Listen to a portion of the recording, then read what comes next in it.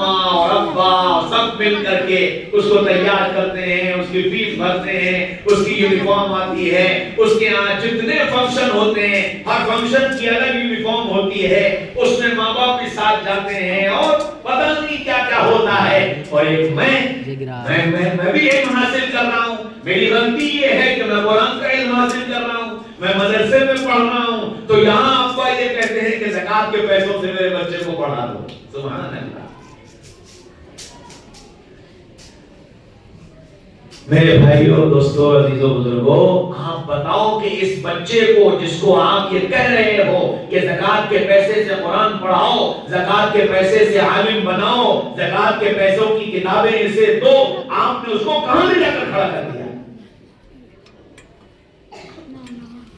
ایسا نہیں تھا کہ آپ کے پاس استعداد نہیں تھی، آپ کے پاس استعداد تھی، لیکن آپ کے ذہن میں یہ بیٹھا تھا کہ یہ اسکول سے پڑھ کر جائے گا، ڈاکٹر بنے گا، انجینئر بنے گا، پروفیسر بنے گا، بڑی آمدنی ہوگی، بڑی انکم ہوگی، اور یہ مولانا صاحب بن جائیں گے، ان کا تو ساری زندگی بوجھ اٹھانا۔ جب آپ کے ذہن سے ہو گئے تو اب اس پڑھنے والے کے ذہن کے اندر اگر انفیریٹی کمپلیکس پیدا ہو گیا تو اس کا مجرم وہ نہیں ہے، مجرم ہم اور ہم ہیں۔ ہم نے اس کے اندر یہ کمپلیکس پیدا کیا۔ آپ یہ احساس دلا دے کہ نہ، تمہاری ہر ضرورت جیسے اس کی ضرورتیں میں پوری کر رہا ہوں، تمہاری بھی ضرورتیں میں پوری کروں۔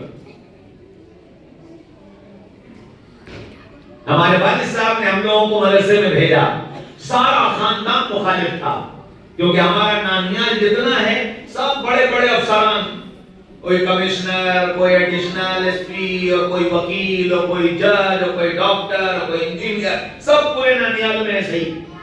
تو جب ہمارے ابا نے فیصلہ کیا تو سب خلاف ہو گئے، یہ کیا کر رہے ہو؟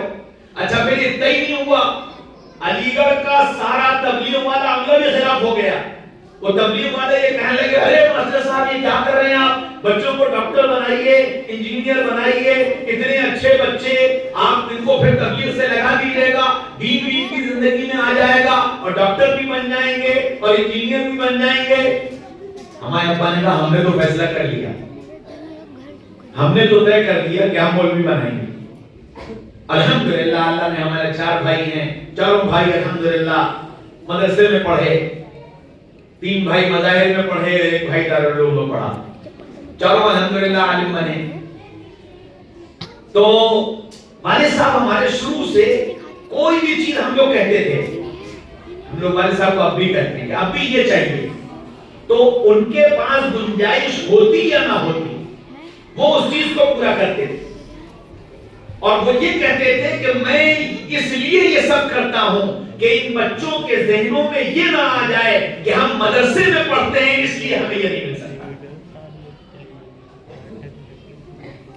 ساری زندگی انہوں نے یہی کیا، جب تک ہم لوگ اپنے پیروں پہ کھڑے نہیں ہوئے سب کرتے رہے۔ میری شادی کے بعد میری شادی ہو گئی تھی 1991 میں، اور میں کالج میں لیکچرار بنا 2006 میں۔ 15 سال تک ہمارے والد صاحب ہم کو ماہانہ میرا اور میری بیوی کا خرچہ ایسی خاموشی سے اکیلے میں دیتے تھے جس کا کسی کو پتہ نہیں ہوتا، یہاں تک کہ میری ماں کو بھی نہیں پتا ہوتا تھا، اور میرے بھائی اور والدہ مجھ سے سوال کرتی تھی تمہارے پاس پیسے کہاں سے آتے ہیں؟ ایک سوچ تھی ذہن میں کہ کہیں دماغ میں یہ بات نہ بیٹھ جائے کہ ہم مولوی بن گئے اس لیے ہم کو ہمارے لیے یہ میسر نہیں۔ یہ سوچ بنانی پڑے گی ہمیں اگر ہم یہ چاہتے ہیں کہ ہماری اولادیں اور ہمارے یہ علماء اور ہمارے یہ حفاظ آگے بڑھ کر کے کچھ کام کریں۔ ان کو فائنینشلی مضبوط کرنا یہ ماں باپ کی ذمہ داری۔ دنیا میں جو آدمی کچھ نہیں جانتا وہ کاروبار کر کے سینکڑوں ہزاروں لاکھوں روپیہ کما رہا ہے، 10 20 50 شکلیں ایسی وجود میں آ گئی کہ وقت بھی فارغ اور کام بھی ہو رہا، آمدنی بھی ہو رہی۔ آپ کیوں اپنے ایسی اولادوں کے لیے جن کو اللہ نے حافظ بنا دیا، عالم بنا دیا، ان کے لیے ایسی کاروباری شکلیں کیوں نہیں قائم قائم کرتے ہیں کہ ان کو رزق سے فائدہ والی حاصل ہو جائے اور وہ دین کے کام کو ایک مقصد حیات سمجھ کر کے کر سکیں.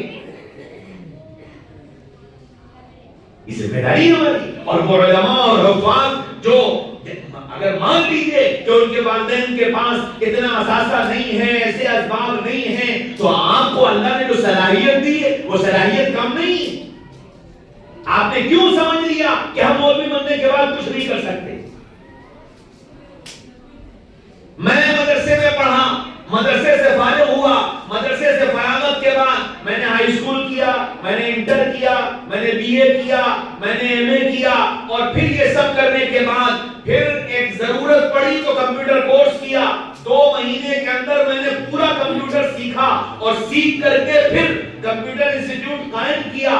پورے کشمیر کی ووٹر لسٹ اور پورے کشمیر کے ووٹر آئی ڈی کارڈ میرے بنائے ہوئے ہیں.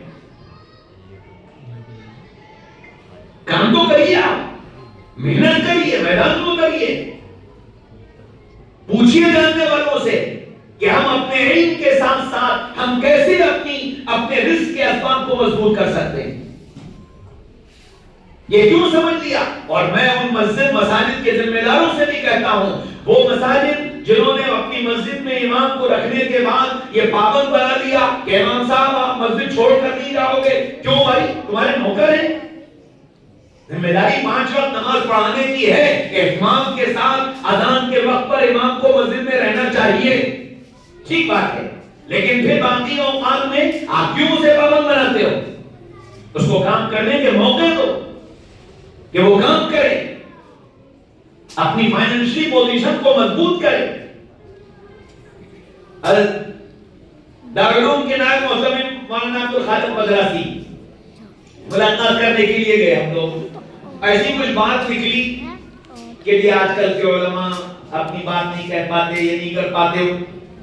تو کہنے لگے, کندھے پہ ہاتھ مارا, کہتے مولوی صاحب, جب وہ 2000 کا نوٹ چلتا کہتے مولوی صاحب جب یہاں 2000 کا نوٹ ہوتا ہے نا تو اپنے آپ آواز میں کڑک آ جاتی ہے.